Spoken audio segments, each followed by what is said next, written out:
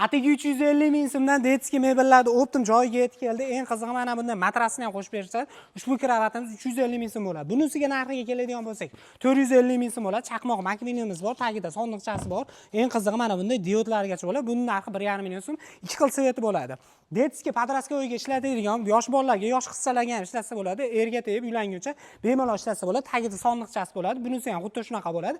Ikkalasini ham narxi 1 million 100 ming so'mdan bo'ladi. Undan tashqari manejlarimiz bo'ladi. Pashshaxona hamma yo'q bo'ladi. Shu komplektning turishi 2 million so'm bo'ladi. Undan tashqari mana bunday bor. Bemalol 70 kiloli jijjani ko'taradigan bo'ladi. Narxi atiga 1 million 700 ming so'm bo'ladi. Undan tashqari shkafchalarimiz bor. Buning narxi 1 million 200 ming so'm. Korolevskiy bor. Buning narxi 1 million 400 ming so'm. Undan tashqari 2 etajli kravatlarimiz bo'ladi. Buning narxi 2 million so'm bo'ladi. Xolasani ham mana bunda 100 kiloli ko'taradigan oqidan ham bo'ladi. Buning ham narxi 2 million so'm bo'ladi. Undan tashqari high-tech fasonda bo'ladi. Zinapoyalarda mana bunday shkaflari bo'ladi.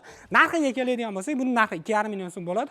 Xuddi shuni, ya'ni uy fasoniga o'xshaydigan 2 etajdagi bor.